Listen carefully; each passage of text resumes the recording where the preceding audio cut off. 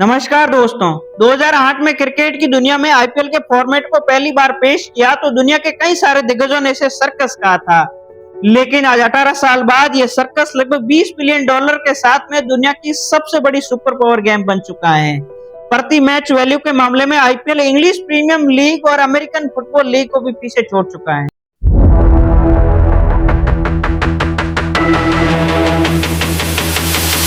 आज हम इस वीडियो में सिर्फ चौके और छक्के की बात नहीं करेंगे, बल्कि आज के इस वीडियो में उस दिमाग की बात करेंगे जिसने आईपीएल के फॉर्मेट को लागू किया, और बात करेंगे उस करप्शन की जिसमें इस आईपीएल में लगभग खत्म सा कर दिया था, तथा उस बिजनेस मॉडल की जिसमें टीम हारने के बाद में भी टीम मालिक को 500 करोड़ रुपए मिलते हैं। आईपीएल के फॉर्मेट को लागू करने के पीछे सिर्फ और सिर्फ एक दिमाग था, वो था ललित मोदी का। उन्होंने अमेरिकन खेल मॉडल्स को भारतीय क्रिकेट के साथ लागू कर दिया और 2008 में 8 टीमों की नीलामी हुई जहां रिजर्व प्राइस 400 मिलियन डॉलर थी, लेकिन ऑक्शन में बोली 723 मिलियन डॉलर तक जा पहुंची। लेकिन इस आईपीएल के गेम में ट्विस्ट तब आया जब 2010 में ललित मोदी को मिसकंडक्ट और मनी लॉन्ड्रिंग के आरोप में सस्पेंड कर दिया गया और 2013 में बीसीसीआई इन्होंने लाइफ टाइम के लिए बैन कर दिया।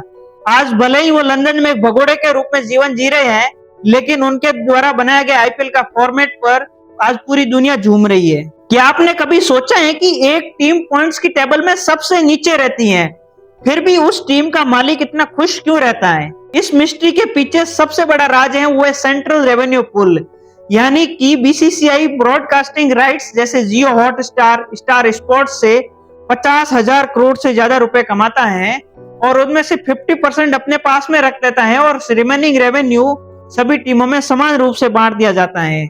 इसका मतलब यह है कि अकाउंट में प्रत्येक टीम में लगभग 400 से 500 करोड़ रुपए गारंटीड प्रॉफिट के रूप में लगभग आना तय माना जाता है। इसके अलावा बीसीसीआई एड और ग्राउंड में प्रमोशन के थ्रू करोड़ों रुपए कमाता है। यही कारण है कि ब्लैकस्टोन और सीवीसी कैपिटल जैसे ग्लोबल इन्वेस्टर्स भारत आ रहे हैं।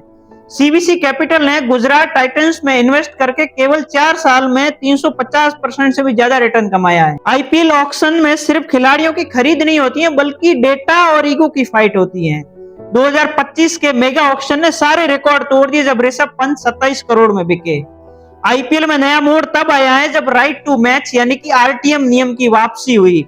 इस रूल के मुताबिक यह है कि अगर टीम ने अपना अगर पुराने खिलाड़ी को छोड़ दिया है और ऑक्शन में अगर दोबारा पाना चाहती हैं तो पहले की तुलना में वो ऊंची बोली लगाएं, तभी उस खिलाड़ी को खरीद सकती है। इससे खिलाड़ी को अपनी मार्केट वैल्यू मिल सके। 2013 में आईपीएल अपने सबसे बुरे दौर से गुजरा जब दिल्ली पुलिस ने श्रीसंत, अजीत चंडीला और अंकित चौहान इन तीनों को मैच फिक्सिंग के आरोप में अरेस्ट किया। लेकिन ये मामला सिर्फ खिलाड़ियों तक नहीं था, बल्कि सीएसके के गुरुनाथ मयप्पम और राजस्थान रॉयल्स के राज कुंद्रा जैसे मालिकों पर सट्टेबाजी के भी आरोप लगे। सुप्रीम कोर्ट की स्ट्रिक्टनेस के बाद में आरएम लोढ़ा कमेटी ने इन दोनों बड़ी टीमों को 2 साल के लिए सस्पेंड कर दिया। इससे पता चलता है कि आईपीएल की चमक दमक के पीछे कॉन्फ्लिक्ट ऑफ इंटरेस्ट कितना गहरा हो सकता है। एन श्रीनिवासन का बीसीसीआई प्रमुख होना और टीम मालिक इन दोनों का होना भारतीय क्रिकेट की हिस्ट्री में सबसे विवादास्पद मुद्दा बना। इसके अलावा यह बात बहुत ही कम लोग जानते हैं कि कोची टस्कर्स केरल को बीसीसीआई ने गलत तरीके से बाहर किया था। कोची को बैंक गारंटी मिलने में देरी हो गई थी, इसके पीछे कॉन्फ्लिक्ट ऑफ इंटरेस्ट ही चल रहा था। इस वजह से बीसीसीआई ने उसे टीम से बाहर करके उस टीम को खत्म कर दिया। लेकिन 2015 में आर्बिट्रेटर ने बीसीसीआई का आदेश दिया कि वो कोची को 550 करोड़ रुपए का कंपनसेशन दे। वहीं सहारा पुणे वॉरियर्स विवाद और भी अजीब था। सहारा ने 94 मैच के हिसाब से बिड लगाई थी, लेकिन मैच तकनीकी कारणों से कम हुए। उन्होंने फीस कम करने को कहा, लेकिन बीसीसीआई इस बात पर अड़ा रहा, जिससे विवाद इतना अधिक बढ़ाया गया कि सहारा पुणे वॉरियर्स ने अपनी टीम और टीम इंडिया की स्पॉन्सरशिप दोनों छोड़ दी। आईपीएल ने एक तरह से क्रिकेट का लोकतांत्रिकरण कर दिया है और मुंबई इंडियंस ने इसे एक साइंस बना दिया है। उनके स्काउट 16 साल से कम उम्र के मैचों पर हमेशा नजर रखते हैं। जैसे जसप्रीत बुमराह को जॉन राइट ने 2013 में एक छोटे से घरेलू मैच में देखा था और अगले ही दिन उन्हें साइन कर लिया। रिंकू सिंह का संघर्ष और केकेआर का उन पर भरोसा ये दिखाता है और ये साबित करता है कि आईपीएल अब सिर्फ अमीरों का गेम नहीं है, बल्कि टैलेंट की सबसे बड़ी मंडी है। अगर हम आईपीएल के फ्यूचर पर विचार करें तो 2027-28 तक ये लीग 100 मैचों तक बढ़ सकती है, यानी कि साल के 3 महीने में सिर्फ और सिर्फ आईपीएल चलेगा।